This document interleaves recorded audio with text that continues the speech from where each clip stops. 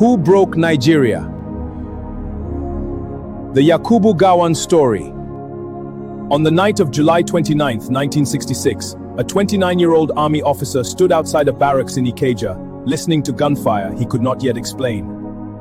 Within hours, the head of state of Nigeria would be dead. Within a day, that same young officer, a man who had not plotted the coup, he would preside over an oil boom that could have transformed a continent, and he would be toppled. Not by a bullet, but by a single vote at an African summit. Deposed while he was literally out of the country, discovering his fall from power the way the rest of the world did, on the radio. In a stunning development, the Nigerian leader has been deposed by a vote at the African summit. Before we go deeper in today's history, click on the button below to subscribe and turn on your notification deck.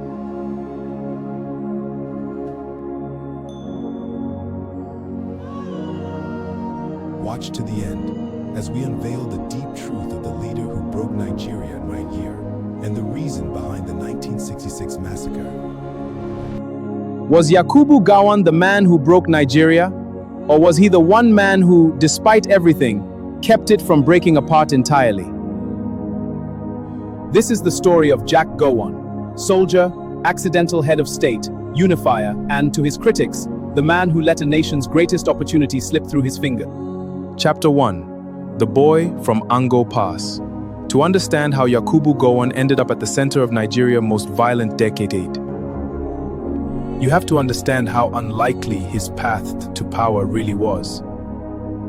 He was born on October 19, 1934, in a small village called Kanke, in the Middle Belt region that is today Plateau State. His parents were not from the Muslim Hausa Fulani aristocracy that dominated much of northern Nigerian politics. They were Christian. Converts from the Angus ethnic group, missionaries' children in a region where colonial-era Christianity had taken firm root among minority communities who felt caught between the Muslim north and the Christian south. This detail matters more than it might seem. Gowon was northern, but he was not Hausa Fulani. He was Christian, but he was not from the south. The outbeat Tory Nebisinsra in politics. Gowon belonged to almost none of the blocs fighting for control. He was, in a sense, everyone's outsider and no one's rival. He attended mission schools, then a government college, before joining the Nigerian army in 1954, not out of some burning ambition to rule.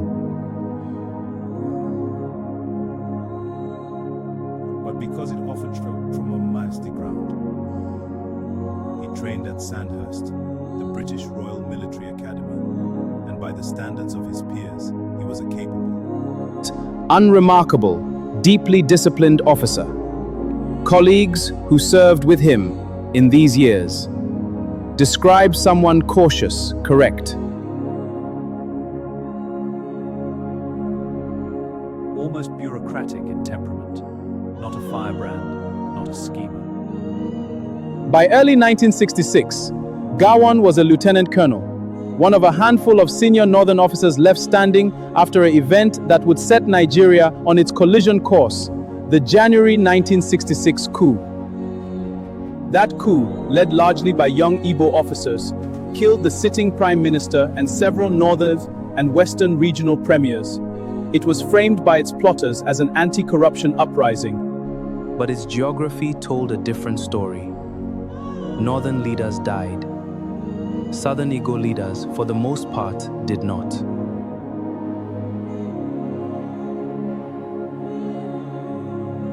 Whatever the coup plotters' actual intentions, the effect across the north was the perception of an ethnic massacre of their leadership, and northern soldiers and civilians did not forget it. 6 months later, they answered. Chapter 2. The counter-coup and an accidental head of state. On July 29, 1966, Northern officers staged a counter-coup. Their original targets, by most historical accounts, were narrower than what unfolded and spread quickly. and it was aimed at disparate Portuguese Igbo officers and soldiers. General Aguirre was killed. So were many Igbo soldiers in barracks across the north. In the chaos of 1966, someone had to emerge as the new head of state. And here is where the story becomes genuinely strange. With Batayan Tatrol Retoljan. Gowon was not the most senior officer available. By strict seniority, that position should have gone to another officer. But the northern officers who had carried out the coup did not fully trust an outsider to their cause. In 1966, Nigeria stood at a crossroads. Deep divisions threatened to tear the nation apart. And there were even factions among them who wanted the North to secede from Nigeria altogether, rather than continue trying to hold the country together. It was reportedly British diplomatic pressure, the UK High Command, combined with internal northern military politics, that pushed the officers toward a compromise. A relatively junior but well-regarded, ethnically safe Christian northerner who could be presented as a unifying figure rather than a northern secessionist or an ethnic avenger. That man was Gowon. He was 31 years old. He had not planned the coup, installed as a compromise candidate by men who had just killed his predecessor. His first public act set the tone for everything that followed. He announced that the basis for Nigeria's continued unity was in doubt.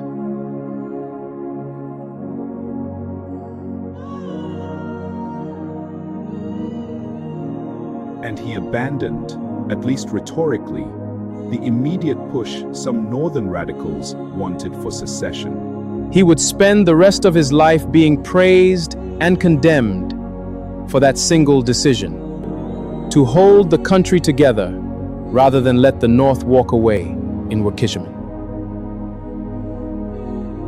But holding Nigeria together required first dealing with an entirely different, one moving in the opposite direction, born from the very massacres that had put him in power. Chapter 3. The Road to Aburi and the Road Away from It. Across 1966, pogroms against Igbo civilians living in the north intensified.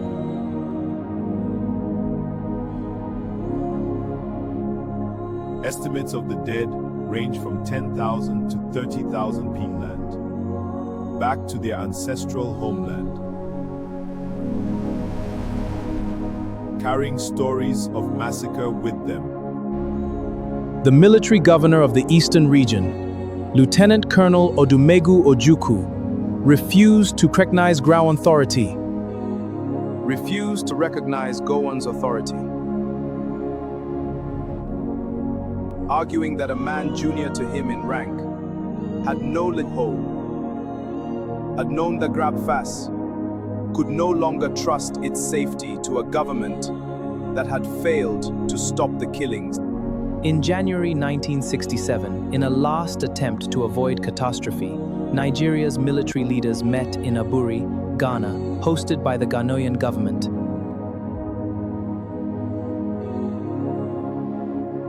What emerged from that meeting?